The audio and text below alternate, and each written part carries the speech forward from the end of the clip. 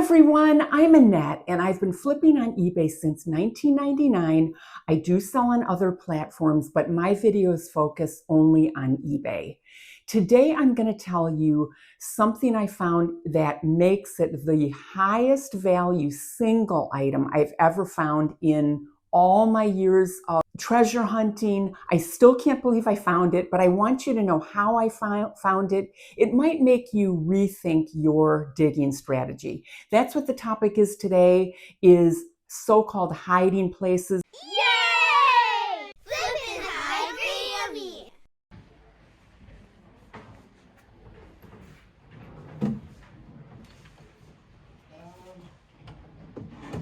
Say hiding places because I get asked a lot, how do you find such great stuff? And I don't find good stuff. What is your secret?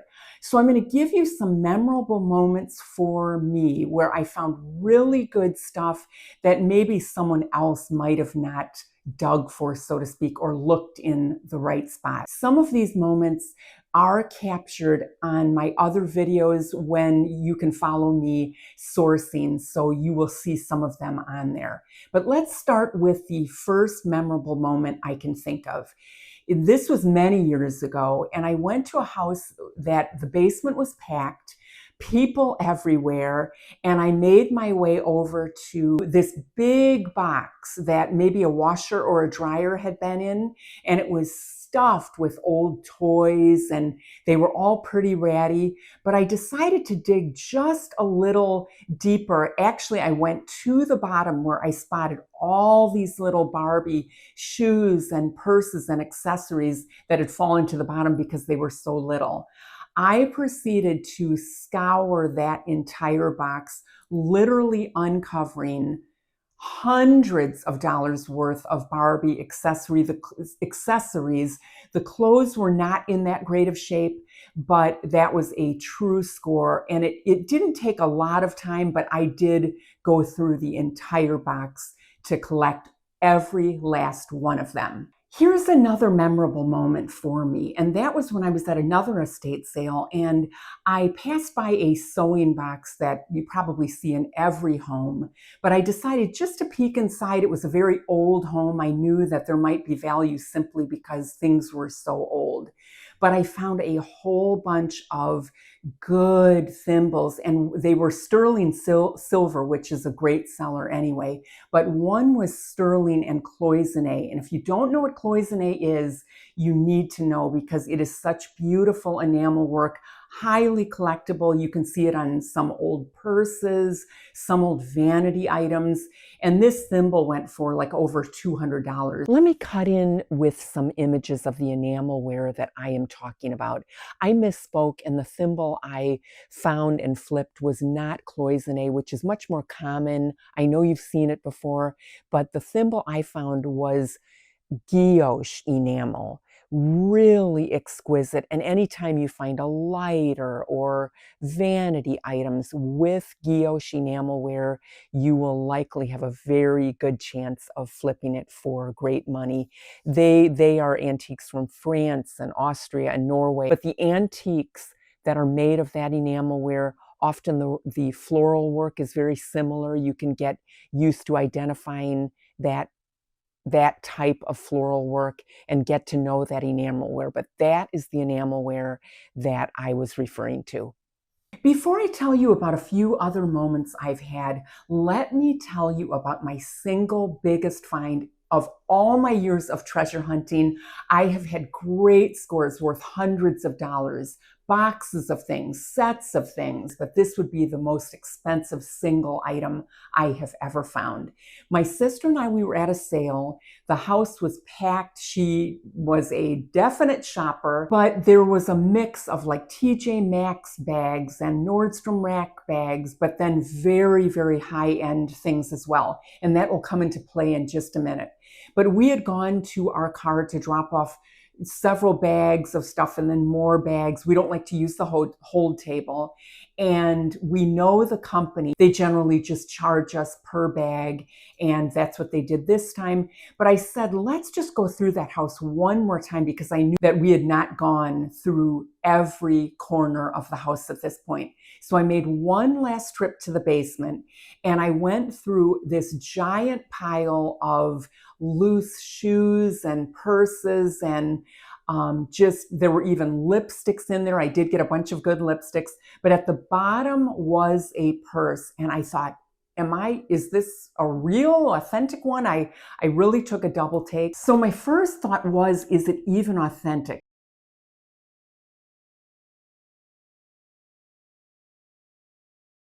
I know I've done videos on developing that eye for higher end items, and I felt fairly confident, just given the dust bag seemed extra special with the extra graphics there, and it's kind of dirty. I'm going to hope to clean it up.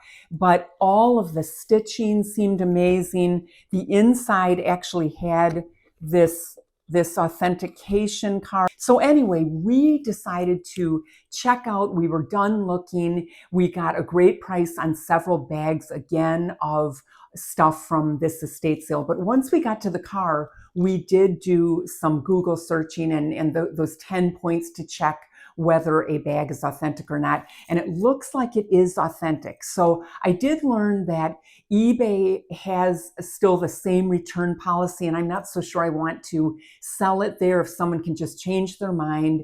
But Poshmark has a buyer's remorse thing that I didn't know about.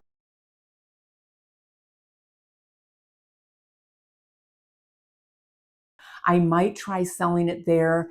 And it does have some chain dents just from the chain here that might hurt its value, but I believe it will sell for at least $2,000. We'll have to see. But anyway, I thought a bag like this was around $3,000, which is a small fortune to pay for a bag, but this retails at $11,300. We'll see how it goes. It was just so exciting to find something of this value. I hope it points to you again that just to take that extra step digging is going to help you to find the good stuff too. What I like to do is not turn around and leave any sale that seems like it's all cleaned out, because what has happened twice to me now in just the last couple months is I've gotten to a sale, even the last hour, and everything is cleaned out. There's literally almost nothing there, but I'll still go through things. One time I opened up a cupboard in a craft room just to see if anything was left behind, and I found a needlepoint canvas that sold for $150. And then another time the house was also cleaned out last hour, and I opened up a closet door and I found an amazing rug by this designer. The colors are amazing. I'll put up some sold listings for you, but I sold that rug for $500. I only paid $5 for it, but it's just because I opened up a closet door. And then also I go to yard sales regularly where the people have set up, but they've forgotten about things under the table. They just haven't put them out yet. You can see some of this coverage in my older videos. One time, my sister noticed a bin that had not been put out yet. It was full of old Barbie clothes in pristine condition. I sold those clothes for thousands of dollars. They just forgot to put that bin out. He charged me only $75 for the entire bin. And then another time, we had gotten to the sale really early, and we noticed a box of jewelry that had not been put out yet, but it was like a file size box full of jewelry. And so I immediately asked her for a bulk price. She charged me $30 sight unseen. I thought, I'm not even going to go through it here.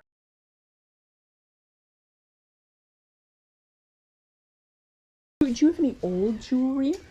Well, we have old, like costume jewelry. Yeah, the old, that's what I thought. I don't know if it's old or not, but you can welcome to look through. Thank you so much. Anything, yeah.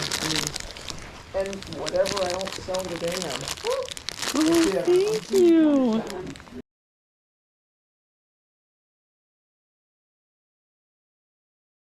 rather someone might use it for us. I'm like, let's just get it, $50 price. Yeah, for sure. Would you do one price for it rather than me digging? Yeah. What would you? Whatever you think. I'm not. I don't. I don't know. $30. 25, 30. I'll do that. 30. Thank you so much. I'm gonna just. Can I take this whole box? Can I take the box? Yeah. Okay, thank you so much. I'll go through it later. When I got home, I found two very substantial 14 karat gold necklaces at the bottom, in addition to all this jewelry that I'll already be able to sell. I've got so much jewelry that I just haven't listed yet, but I hope to in the future. But that's something I'm really bad about, but I hope to start listing it soon. Here's another reminder to not be lazy. I was going to a house that had an advertised garage sale, but when I got there, the garage was really small. It was a single car garage. The door was open. There was only a few items for sale, and it just didn't look like anything I was interested in. But I thought, no, I will just double check to see if there's anything worthwhile. So when I got in the garage, I realized that everything in the house was also for sale. They had gotten no traffic, probably because everyone was driving by and thinking there was nothing there.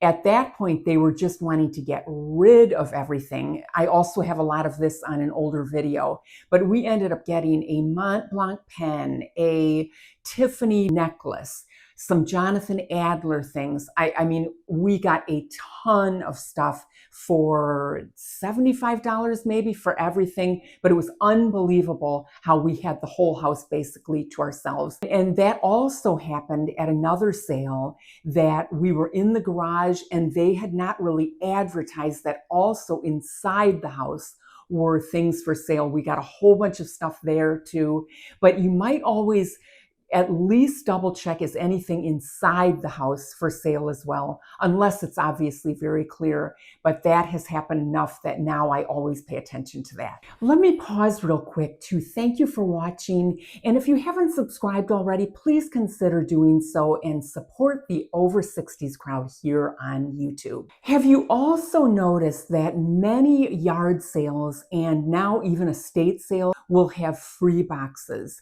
I can't tell you how many things I have gotten out of those free boxes that everybody else walks by, assuming it's just trash or junk. I even found an amazing miniature tinsel tree just in that free box.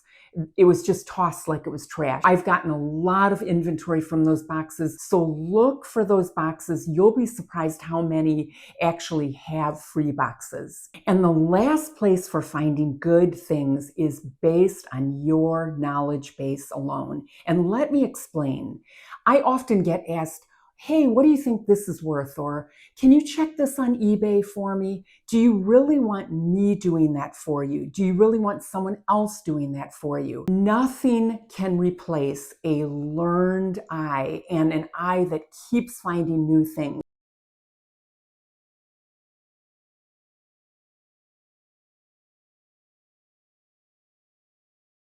When I found out what Johnson's wax was worth, suddenly I found 10 cans in the last year and sold every last one of them. So nothing will replace being able to find things more than your own knowledge base, and you're building on knowing more and more bolos and what to look out for, and find things that interest you. Vintage vinyl, video games, they do not interest me. Clothing, you know, I really don't like to sell clothing. I think it's too much work for me at least. But all of these things are the way I do things. They work for me. It's what makes me happiest selling on eBay. So do what works for you, but study what others do, study what others find, and you will not need someone to help you with your research and what to look out for. So as always, friends, thank you so much for watching, and I hope to see you next time.